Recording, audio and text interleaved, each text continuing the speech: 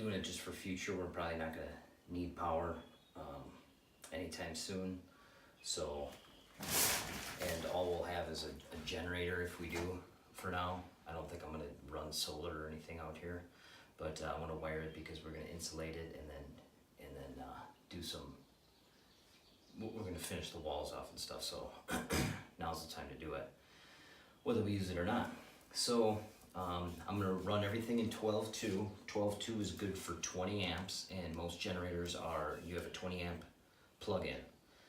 And that is the reason I'm running this in 12.2. In a home, I would run this stuff in 14.2, which is a 15 amp circuit, and that's perfectly fine. 12 gauge wire. 12.2 is overkill for general lighting and outlets in a home. Don't let anybody tell you different. Some commercial guys always run 20 amp, and it's overkill. So anyway, the reason we're doing it in here is because this whole thing is going to run off one circuit plugged into a generator, and I want the most capacity I can. So that's why I'm running it in 12.2. So I'm going to have LED lights, and we're going to have a couple outlets around, and I'll just show you a couple things. I do this for a living. I'm a master electrician. It's the only thing I'm truly can say I know how to do. All this other stuff, I'm figuring it out as I go. But this I know how to do. So I don't know if you can see this roll of wire on the ground, but you got a roll of wire. You get the 250 foot rolls. Some people use 1,000-foot rolls. That's because they don't know what they're doing. You use a 250-foot roll because you could wire faster. Each guy gets his own roll. You can run around the house. You don't have to grab from a 1,000-foot roll. So you grab the wire, you pull it off the middle of the roll, and you'll have the one end loose. And what you do is you just gather it up. It comes right off the roll, and you just make a new roll in your hand the length of the run that you're gonna pull. So I'm gonna pull like a 20-foot run. I just grab about 20 feet. And then what I do is I grab it by my hand, I step on the loose end on the ground, and I just roll it off like this. Okay? And when you do that, you're straightening the wire out. So it doesn't look like a slinky when you pull it around your house. It's professional. So all I'm doing is connecting power off of this switch. This is my hub where I have pretty much everything is coming off of, and I have power in here. So I'm going to take a 12.2 and go to my outlet in this corner.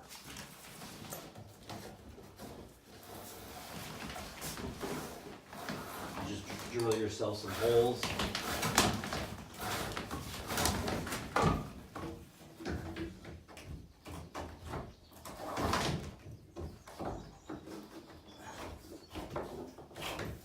So you can route your wires.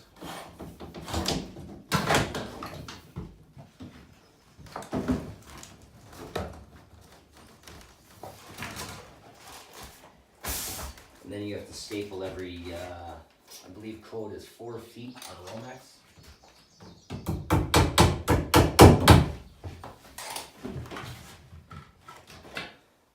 I believe you need a 1/2 inch of Romex inside the box, or a 1/4.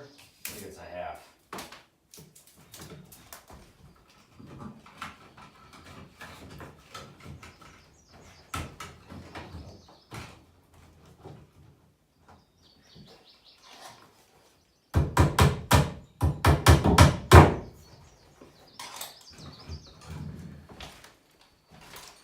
So that's what you get there. Hopefully you can see that.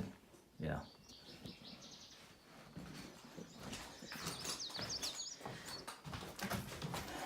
Now I'm going to tell you a little secret. Waste some wire. Don't be one of those guys, those homeowners who sticks out 3 inches of wire, okay? You, by code, from the edge of that box out, you need 6 inches of wire. So you put a little bit longer wire out of the box, and then you have room to work. And it's much easier than cheating yourself and trying to save yourself a few feet of wire. Wire is not gold. It's not that expensive. So what you do is you twist the grounds with your hand. You take your linemans, these are a pair of linemans, you grab it like this, you twist it nice and tight, and you cut off one end. You take what you call a splice cap. You don't have to have these. If you're doing this off the grid, whatever, in your own house, no inspector's gonna be around, you don't need this. That's a very tight connection right there.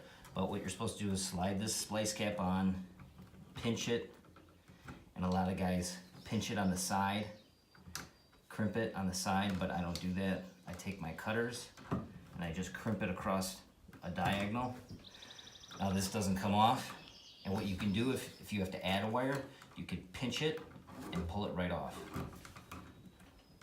That's why I crimp it in the middle like that.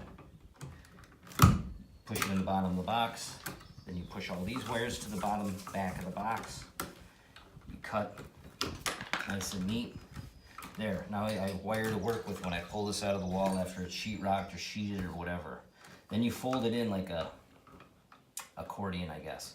I'm pushing down in the bottom of the box, then I fold it like that, so the wire looks like that, and I just push it in, and it's nice and neat in there.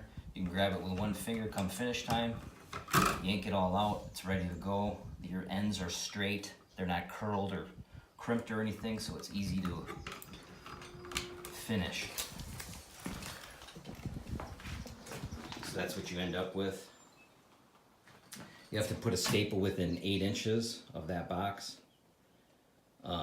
If there's not a clamp in the box, if there is a clamp, it has to be within 12 inches, but we're getting technical now. So we'll come over and do this one, I guess.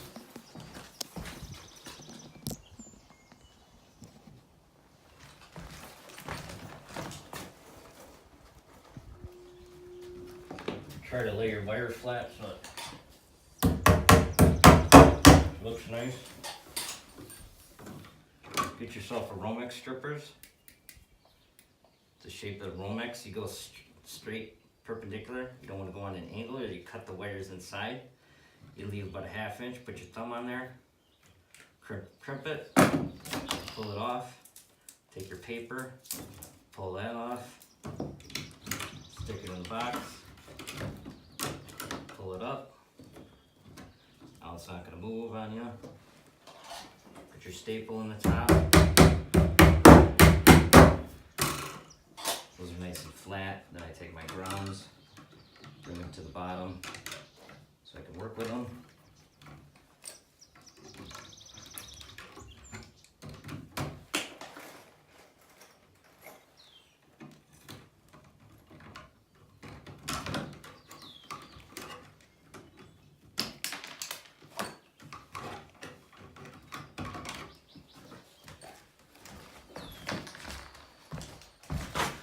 So there you go. That's in real time.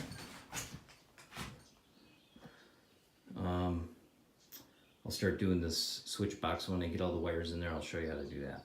What I'm going to have is 3 switches. That's called a 3-gang box. It's got 3 spaces.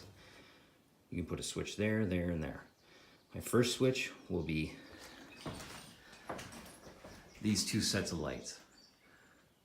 Usually you want a round box up there, but I use rectangle because, or a single gang is what it's called, because I'm going to be the one cutting around it with the wood ceiling, and it's going to be a lot easier with a rectangle box to cut out than a round box. Like I say, I'm not in town, there's no inspector looking at this, and I'm putting a little LED disc light in so I can get away with this using a rectangle box. But what you do is I have power in this box. I run a 12-2 up to this light and then to this light. And I have power in the box. And then that's called a switch leg. You put a switch in there between the 2 blacks, hots, and that turns on and off the switch. My next switch goes to those 2 lights. So those two lights and these two lights will be separated. Those two will come on together, and the other two will come on together. And my third switch will be an outside light that I'll just coil up in the wall and leave buried until future, if I ever want to put an outside light in. And then I come back out of the box and I hit this outlet, and then I jumped over and I hit this outlet, and then I jumped to this outlet, and now those outlets are powered up. Then I come back out of this box and I jump up and over and I hit this outlet, and I jump out and I hit that outlet. Now those outlets are powered. Now how do I get power to this box? I come out of that with another 12-2. I'm gonna leave it coiled inside this pocket for future. I can cut from the back side. I can cut an outlet out of there, an access point with a cord tail, like a appliance cord. Just the extension cord, a male end, and then I can plug in my generator with an extension cord, plug it right in to that cord that I have hanging out, and then you can energize this inside here. That's how I'm wiring it.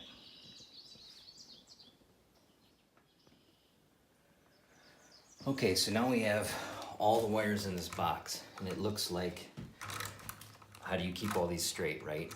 Well, when you've been doing this long enough, you wire the same way every time. What I do is I bring all my powers toward the stud. So these little openings where you punch out with your needle nose, okay, you punch that out, then you can stick the wire in there. The ones closest to the stud are always my powers.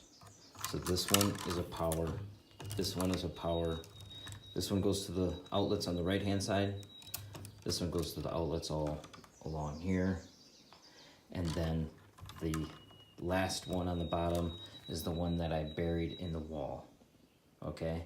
And that's the one that's gonna plug into the generator, okay? I'm gonna put a cord tail like I said before, and then the generator plugs into it. I put a black mark on that one because when I cut from the outside and stick my hand in there and grab a wire and pull it out, I see that black mark, that's the one I want. I know that's why I mark it. Same thing up here. I'm not putting an outside light in yet, so I bury this wire and I put a little black line all the way along the wire. So when I stick my hand in, I grab it, I know that's the right one. So when you come into a door, your first switch is the one that you want on the most of the time when you walk into the door. That's why I have it for these lights up here. The next switch is for the ceiling lights back over there. The third switch is my outside light. So that's the order I put them in. I take the black from that first switch, I stick it up. I take this one, I stick it up here. I take this one, I stick it up there. Those are my three switch legs. They're in order.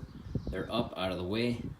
Now I know that the rest of the blacks are my powers, and I will quickly show you how to make this join up. You take your grounds, you neatly separate them and make them go straight down. Then you can grab all this, get it out of your way.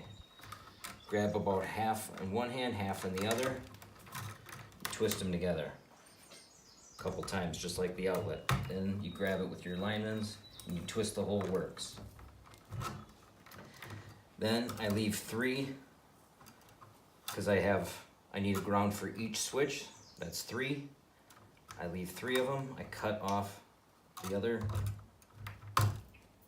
ones, which happens to be another 3. Then I finish twirling these around. Now, they make big splice caps. I don't have any of those on me because I don't wire with 12-2 and lighting, so I don't usually have this many together. But anyway, this one will at least make it to here. Usually you want it to cover all these wires at that point. You want this splice cap to go over the top of all of them. Well, like I say, this one isn't big enough. But that's okay, no inspectors are around here. So I grab this and I push it on the bottom to the side. Nice and neat.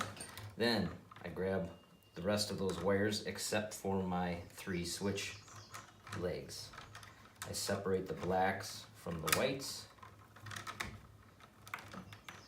I pinch these together, the whites in the back like this. I gather them together and I cut them all the same length. And then I strip them all. A little over an inch.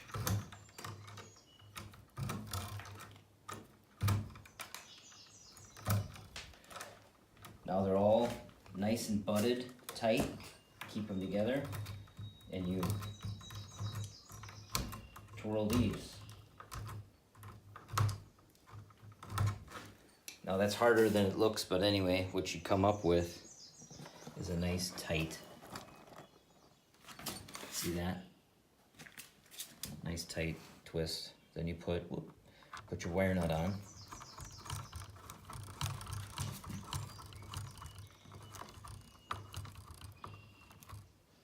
There, okay. Now you take this, fold it in to the bottom of the box, nice and neat. Now you got your hots. These are all your hots. You need one hot for each switch, because what that does is you got a hot wire and you got this switch leg, and that switch makes and breaks that connection. So you need a hot for each switch. How do you do that? You tail these out. It's what we call it. You do the same thing you did with the whites, the neutrals. You strip them out.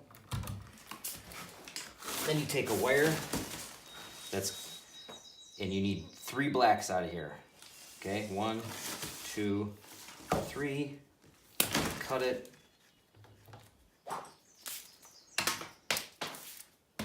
Take that black out. Cut that. Turn this in half, cut that. Now you got 3 blacks.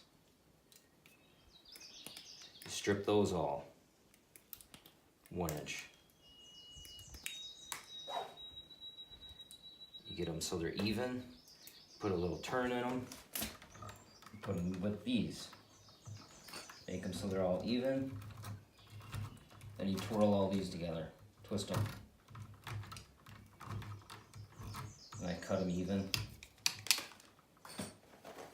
Take a wire nut. Sometimes when there's a lot of wires and they're 12, you gotta crank it with your linements.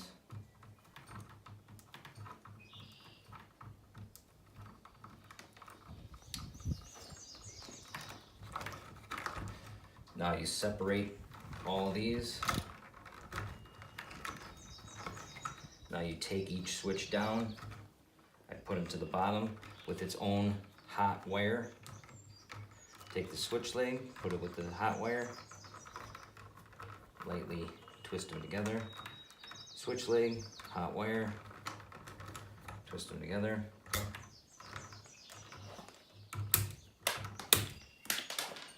Now those are your 3 switches, and you just fold them in the box in their respective spot, like that. I take my grounds and I throw them in the bottom sideways.